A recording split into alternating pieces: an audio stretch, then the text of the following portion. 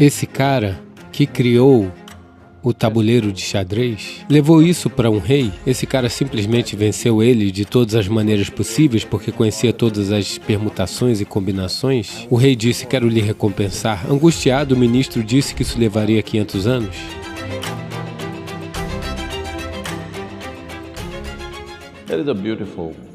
Aconteceu um lindo incidente. Você sabe, o xadrez era chamado de Shatranj na Índia, sabia?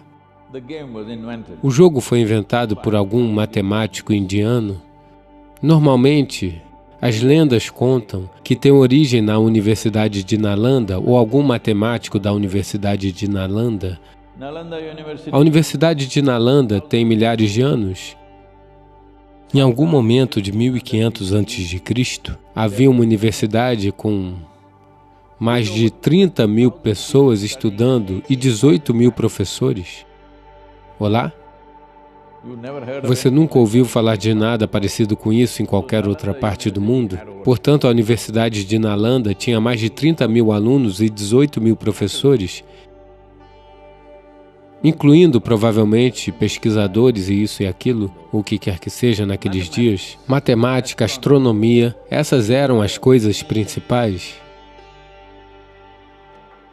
Então, esse cara que criou o tabuleiro de xadrez o levou para um rei em uma outra parte do país que não conhecia nada sobre isso. Ele chegou e apresentou a magia desse jogo. Então, de todas as maneiras o rei tentou, o rei se achava um homem inteligente e de todas as formas ele tentou jogar e o cara simplesmente venceu o rei de todas as maneiras possíveis, pois ele sabia todas as permutações e combinações do jogo. Então o rei estava muito impressionado com isso. Uma coisa muito importante desde os tempos antigos na Índia. Os reis sempre jogaram o Shatranj, ou o xadrez, pois achavam que essa aplicação da mente era muito importante para eles governarem, vencer guerras e fazer esses tipos de coisas. Portanto, ele disse: esse é realmente um jogo fantástico, eu quero lhe recompensar. O que posso lhe oferecer? Diga-me o que você quer, eu lhe darei tudo o que você quiser. Então, esse cara, que era um pouco velho, disse: eu sou um homem velho, o que eu farei com as coisas que você me oferece? Só quero ter a certeza de que a minha comida está garantida para o resto da minha vida. Portanto, faço o seguinte. No primeiro quadrado do tabuleiro, coloque 1 grão de arroz. No segundo, 2 grãos. No terceiro, 4 grãos. No seguinte, 8 grãos, 16 grãos e assim sucessivamente. Assim, em cada quadrado, você deve colocar o dobro do número de grãos posto no quadrado anterior. O rei disse: isso é tudo? Eu posso lhe dar um saco de ouro? Ele disse: não, isso serve para mim. Então o rei disse ao ministro: ok, é um maldito idiota. Ele quer alguns grãos, sabe, grãos de arroz, entregue para ele. Então, após alguns dias, um angustiado ministro veio e disse: nós não somos capazes de entregar os grãos para esse cara. Ele disse: por quê? Apenas entregue a ele? Assim, quando você chegar ao 10º quadrado, serão 512 grãos. Dessa forma, isso se multiplica. Quando chegar ao 64, serão 18 milhões de trilhões de grãos. Então, não tem como.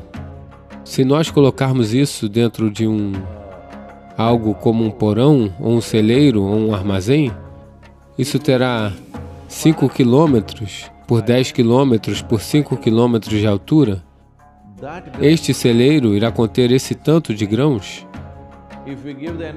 Se dermos toda a produção de grãos do nosso país, demoraremos 500 anos. O rei pensou: o que fazer? Ele tinha prometido dar esses grãos a ele?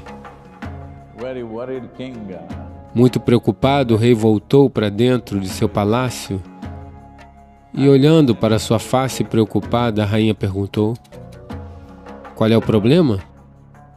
Ele explicou: o problema é este. Esse cara pediu, eu achei que ele estava pedindo por algo muito simples. Parece que estou preso nisso, como num jogo de xadrez. Cheque.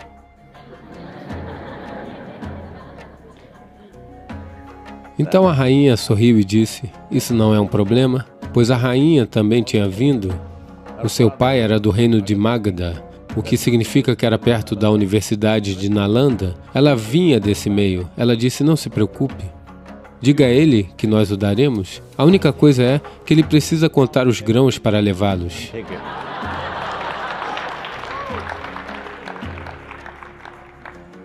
Portanto, se ele contar 10 horas por dia, ele contará menos de 2 quilos por dia. Deixe-o contar. Então eles lhe disseram, você pode contá-los e levá-los, nós lhe daremos todos os grãos que você quer, continuaremos despejando os grãos aqui e você seguirá contando e levando. Então ele aceitou a sacola de ouro e partiu.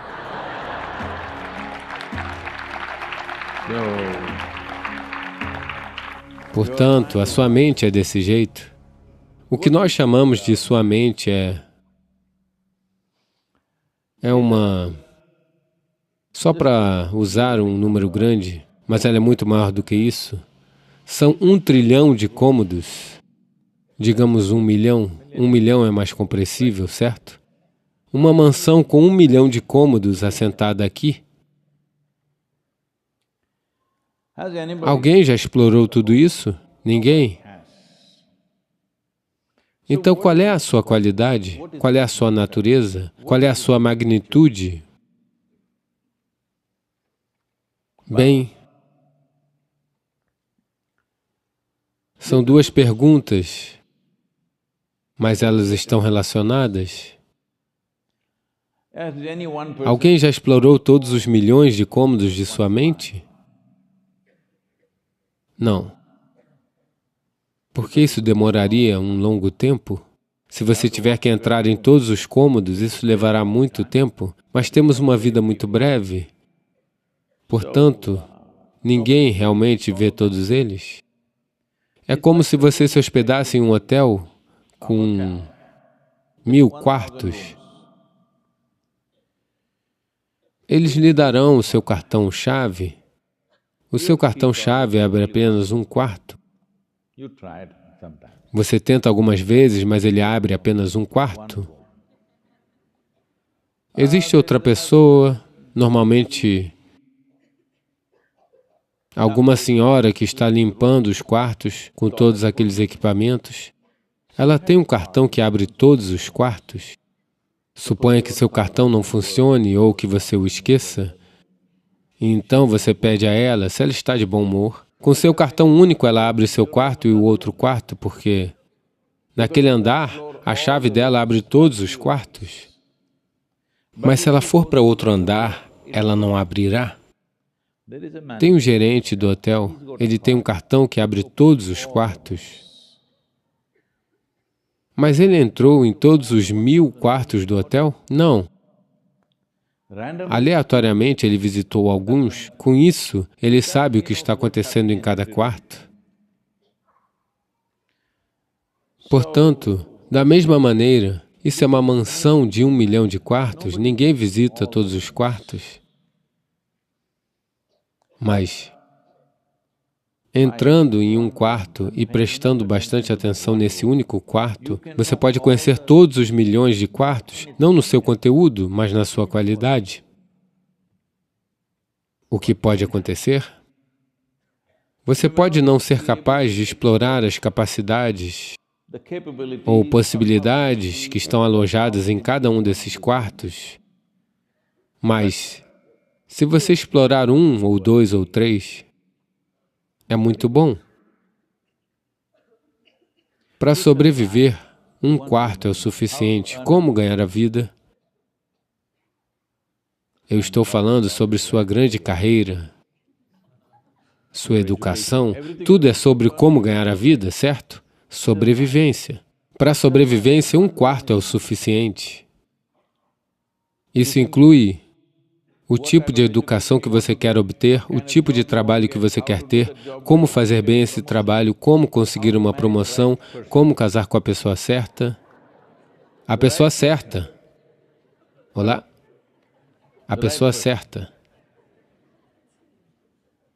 Para tudo isso, 1/4 é suficiente, sobrevivência.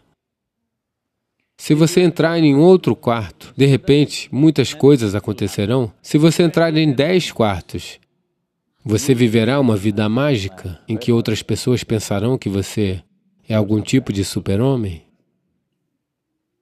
Em milhões de quartos ninguém entra porque não existe tempo para isso. Mas nós podemos conhecer a qualidade fundamental desses quartos. Nós não precisamos saber o conteúdo desses quartos, mas a qualidade fundamental. E se você aprender a deixar todos os quartos, as portas estão abertas, você as deixa abertas, você não entra. Se você as deixar abertas, se você não for uma porta fechada por si mesmo, então tudo que for necessário desses milhões de quartos para a sua vida chegará até você de um jeito ou de outro. Não é consciente, apenas acontece. Porque o conteúdo está lá de qualquer maneira. O conteúdo não é somente seu. O conteúdo está lá. Daquela única célula viva até esse momento, tudo o que aconteceu está lá. A memória evolutiva está lá, a memória genética está lá, a memória kármica está lá. Cada tipo de memória que você esteja consciente ou inconsciente, está tudo lá. Tudo aquilo que você coletou com os 5 sentidos. Portanto, essa é uma qualidade massiva, ninguém consegue filtrar a bendita da coisa toda, é demais. Então é por isso que na cultura iógica não acreditamos na análise da mente. Porque se você a analisa, você tem que analisar todos os milhões de cômodos. Isso quer dizer que você precisa de uma consulta médica para os próximos milhões de anos. E eu não sei o quanto isso custa, mas você não tem milhões de anos, esqueça os milhões, seja lá do que for. Então a natureza disso é que nem sequer esse milhão será 1 milhão, porque a matemática é assim. 1 milhão não é apenas 1 milhão, você pode multiplicá-lo por qualquer coisa. Essa é a fantástica natureza dessa mente. Você pode usá-la como uma máquina de produção de sofrimento. Olá? Onde é manufaturado todo o sofrimento humano? Em sua mente. Ou você pode usar isso como um milagre. O que é um milagre? Milagre significa que nós não estamos falando sobre alguma vigarice que alguém faz em nome da religião ou de qualquer outra coisa. Milagre significa onde a ponte lógica não os pode fazer atravessar. Por meio da lógica, você chegou até aqui. Para além disso, sua lógica não é capaz de ir? Então dizemos que isso é milagroso. Isso não quer dizer que alguém que seja 10 vezes ou 100 vezes mais inteligente do que você não possa fazer essa ponte. Talvez alguém faça essa ponte, mas em sua experiência isso é um milagre. Isso não significa que você creia que isso aconteceu sem processo algum. Existe um processo para um milagre também.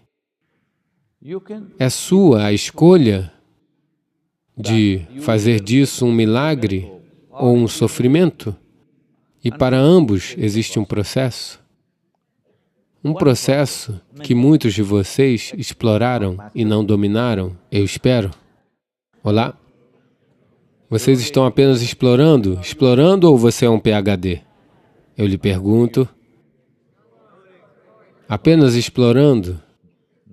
Não mestres do sofrimento.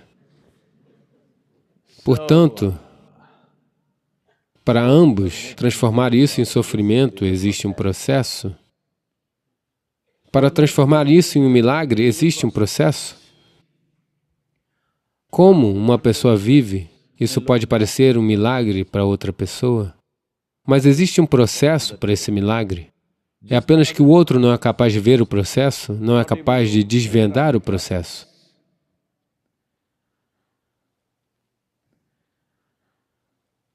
Existem muitos tipos de milagres, eu não vou entrar nisso porque esse é um mundo de controvérsias, mas eu quero falar sobre o milagre da mente.